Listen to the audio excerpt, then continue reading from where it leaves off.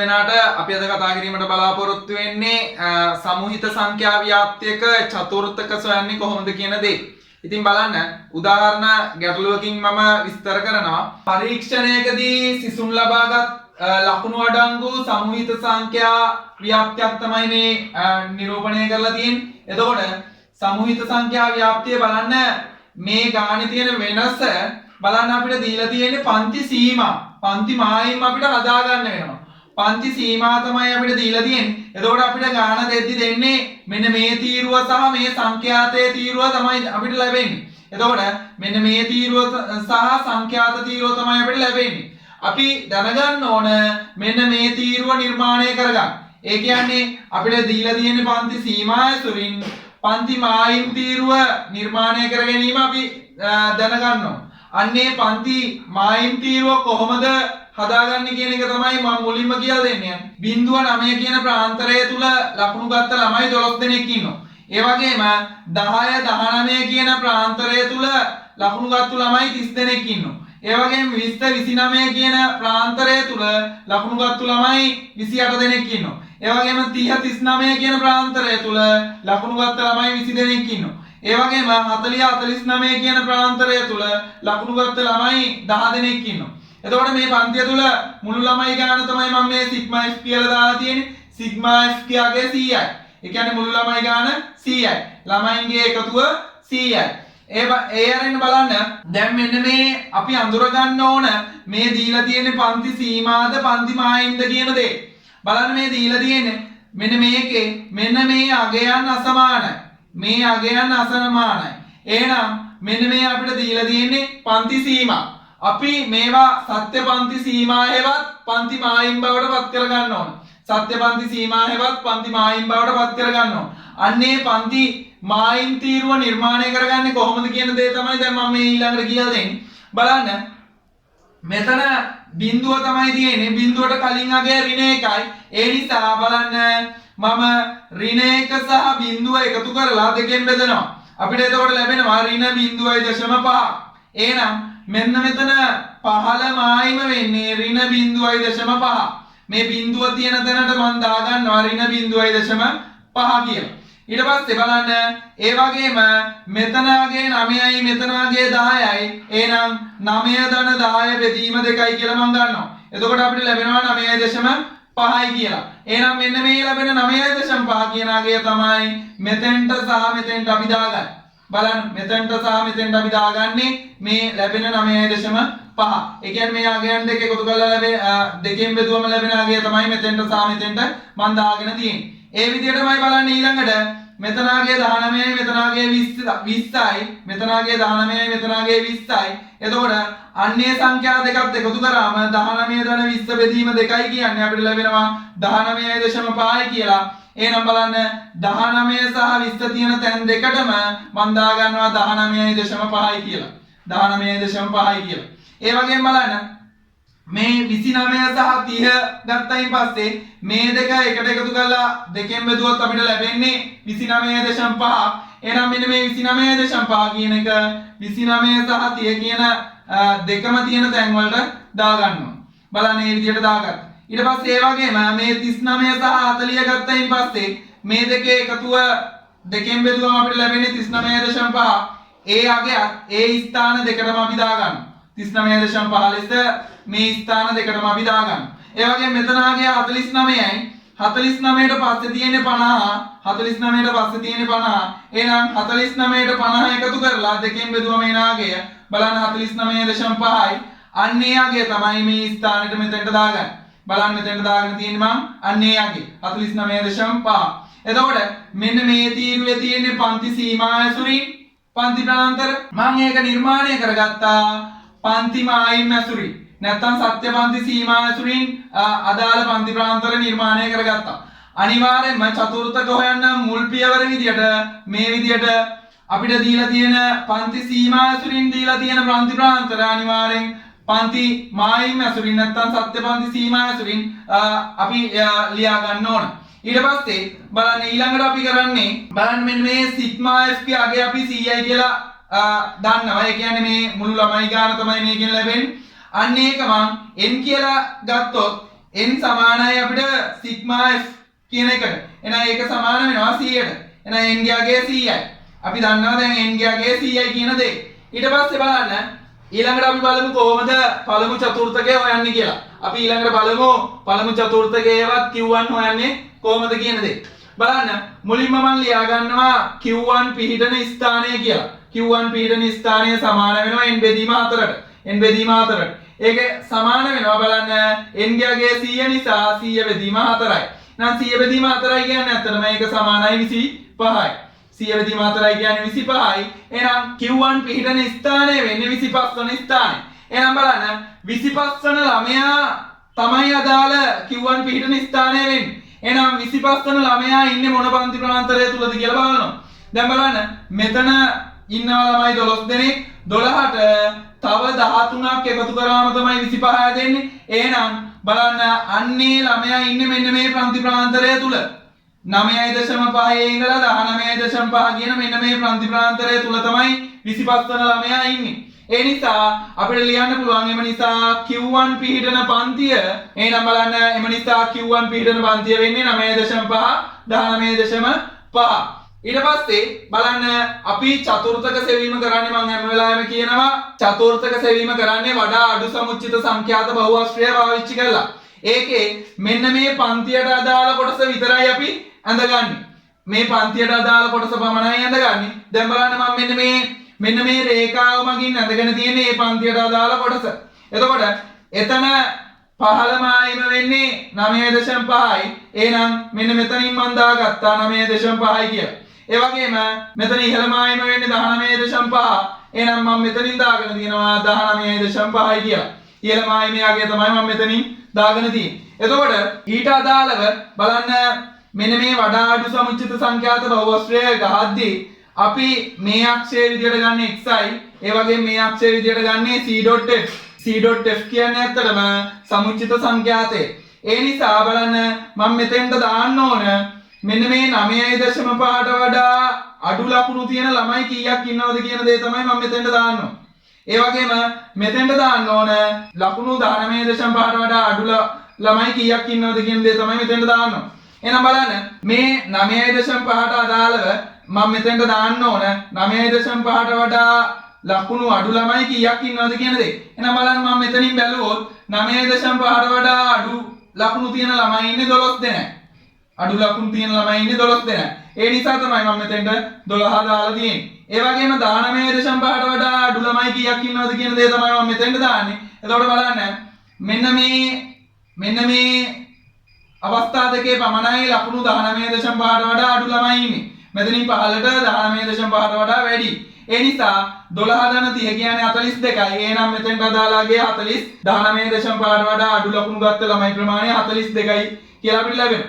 ඒ වගේම දැන් බලන්න ඉතින් අපි ඊළඟට බලන්න ඕන Q1 පිහිටන ස්ථානය මොකද්ද කියලා. 25යි කියලා අපිට ඇවිල්ලා තියෙන්නේ. අන්නේ 25 මේ 12 සහ 42 අතර මම 25 ලකුණු කරගන්න. අන්නේ 25ට අදාළව මෙන්න මේ xi අක්ෂය මත අගය තමයි Q1 කියන්නේ. නැත්නම් බලමු චතුර්ථකය කියන්නේ. අන්න ඒ නිසා මම මේ විදිහට Q1 කියලා ලකුණු කරගන්න පුළුවන්.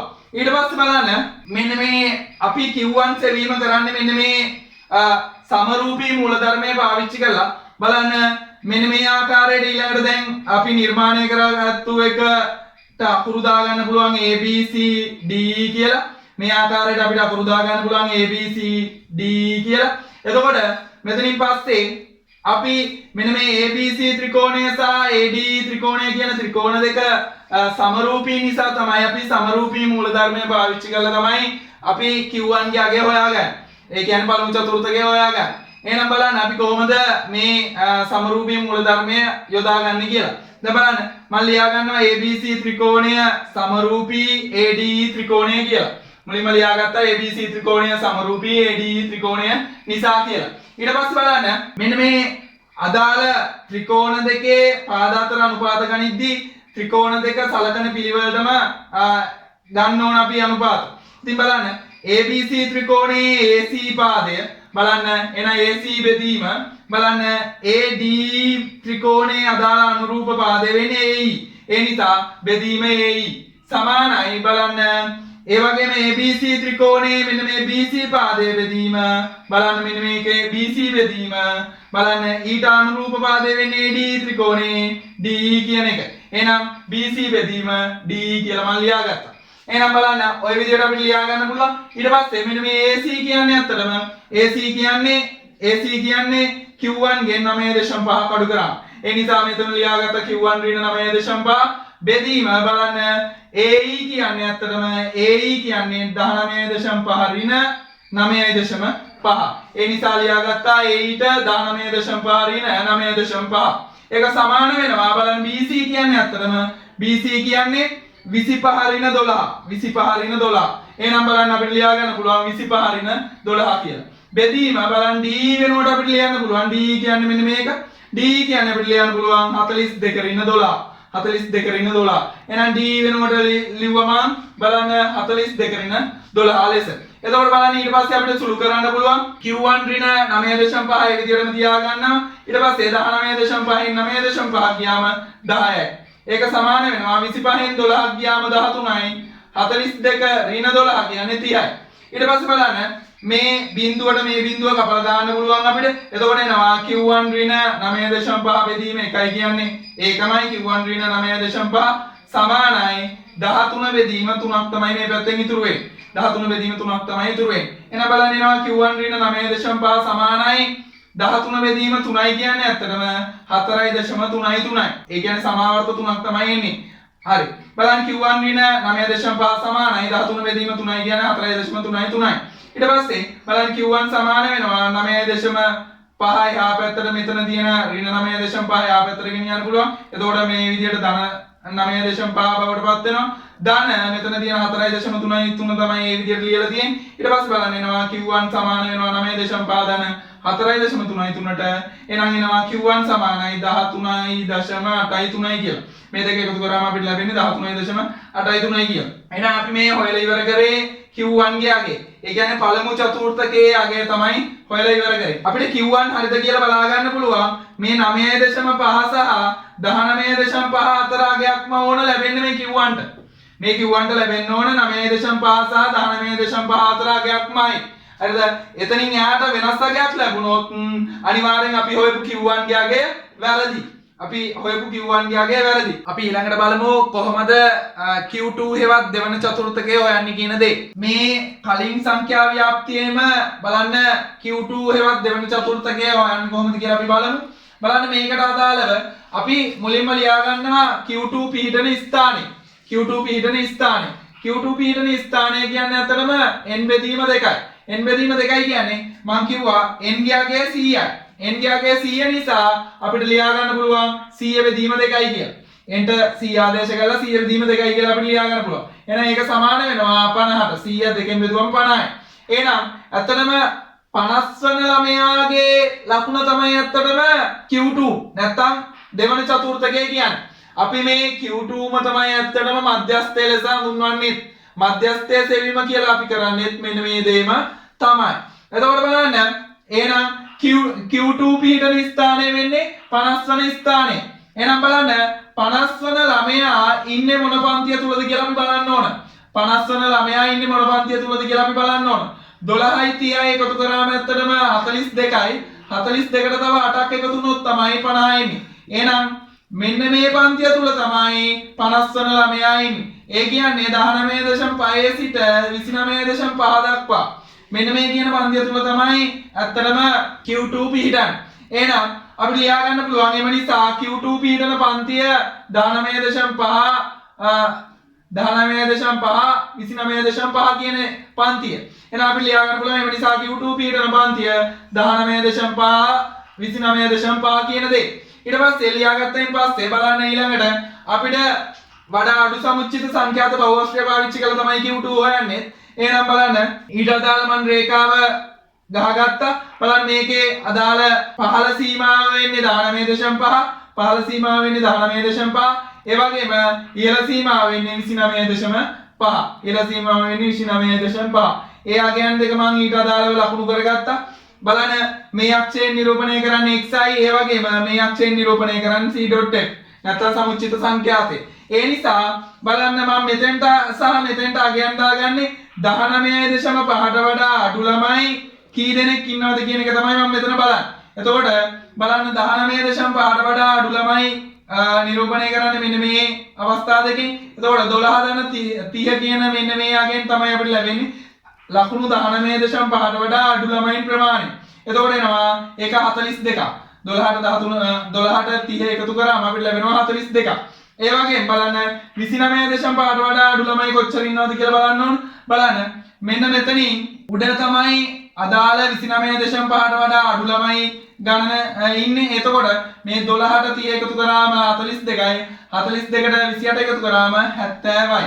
එහෙනම් 29ට වඩා අඩු ලකුණු තියෙන ළමයි ප්‍රමාණය 70යි. ඒ නිසා එතෙන්ට අදාළව මම මෙතන 70 දාගත්තා. ඊට පස්සේ බලන්න Q2 ඇත්තටම පිහිටන ස්ථානය වෙන්නේ Q2 පිහිටන ස්ථානය වෙන්නේ 50.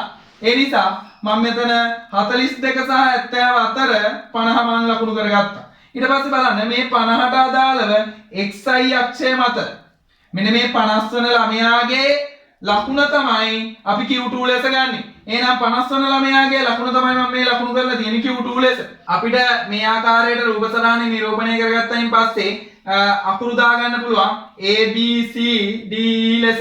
මේ ආකාරයට අකුරු දාගෙන බලන්න ඊට පස්සේ මේ Q2 හොයන්නේ අපි සමරූපී මූලධර්මය පාවිච්චි කරලා. එතකොට මෙන්න මේ ABC ත්‍රිකෝණය සහ AD ත්‍රිකෝණය කියන ත්‍රිකෝණ දෙක සමරූපී. ඒ නිසා මේ ත්‍රිකෝණ දෙකට සමරූපී මූලධර්මය දාන්න පුළුවන්.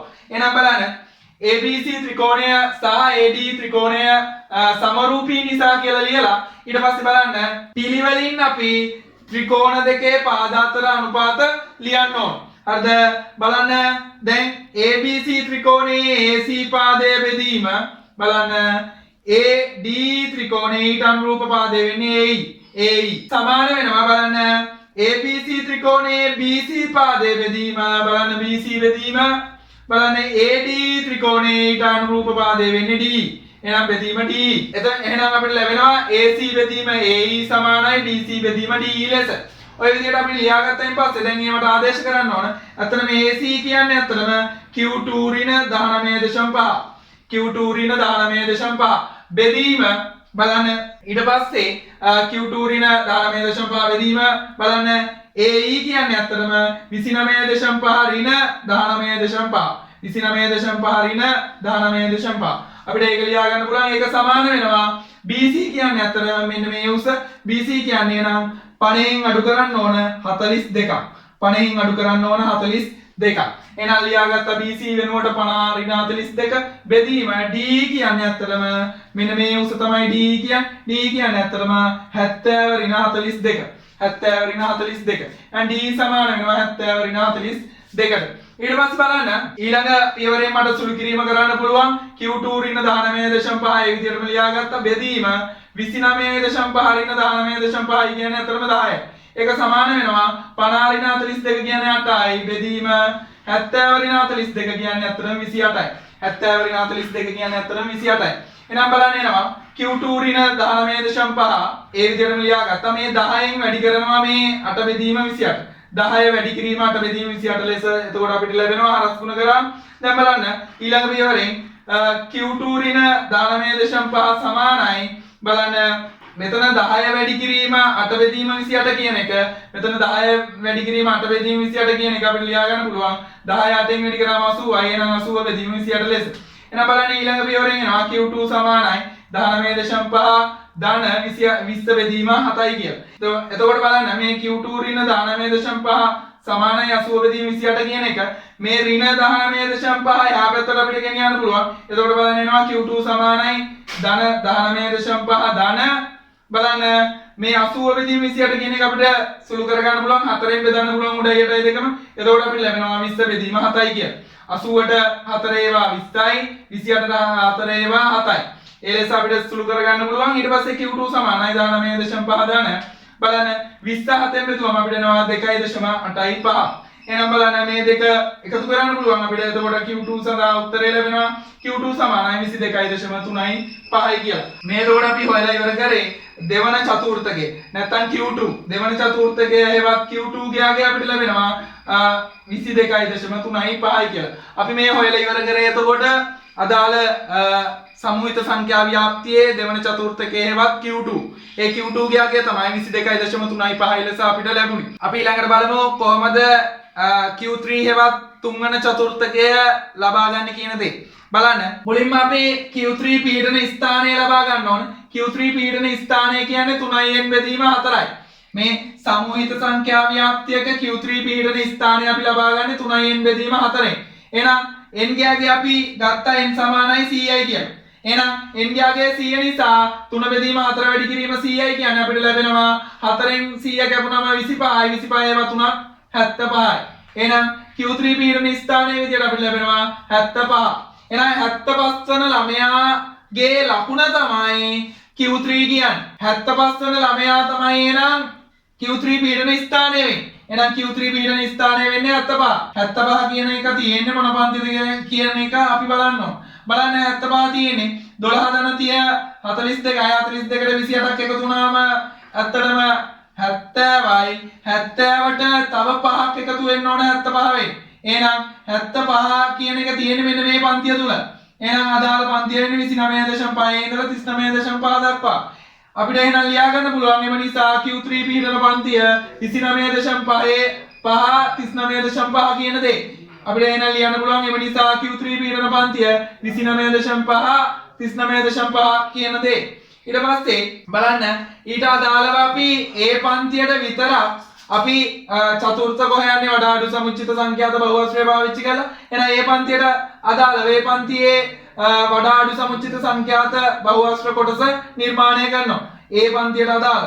ඉතින් බලන්න එහෙනම් මේ ආකාරයට මම නිර්මාණය කරගෙන තියෙනවා ඒක. ඊට පස්සේ දැන් බලන්න මෙන්න මේකේ මෙන්න මේ රේඛාව මගින් නිරූපණය කරගෙන තියෙන වඩා අඩු සමුච්චිත සංඛ්‍යාත බහුවස්ත්‍රයේ ඒ අදාළ පන්තියට අදාළ කොටස.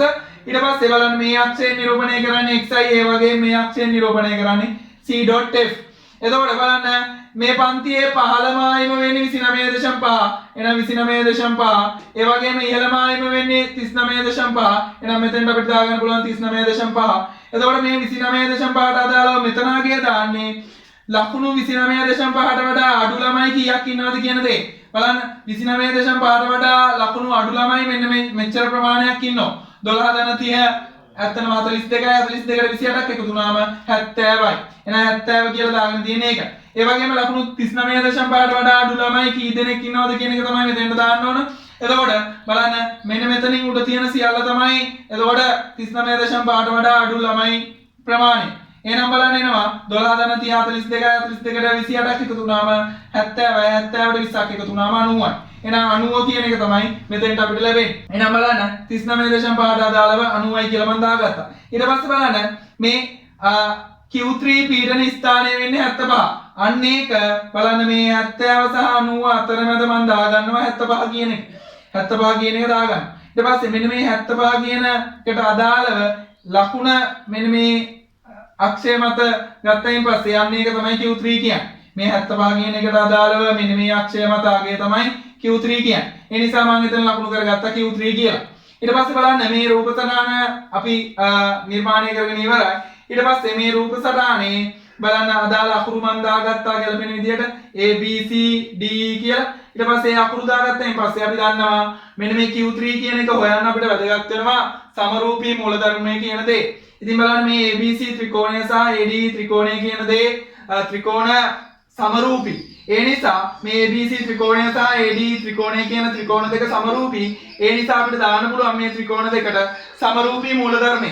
එහෙනම් බලන්න මම ලියාගත්ත ABC ත්‍රිකෝණය සමරූපී AD ත්‍රිකෝණය නිසා කියලා. ඊට පස්සේ බලන්න ABC ත්‍රිකෝණයේ මෙන්න මේ AC කියන පාදය බෙදීම බලන්න AD ත්‍රිකෝණයේ ඊට අදාළ අනුරූප පාදය වෙන්නේ AE කියන එක.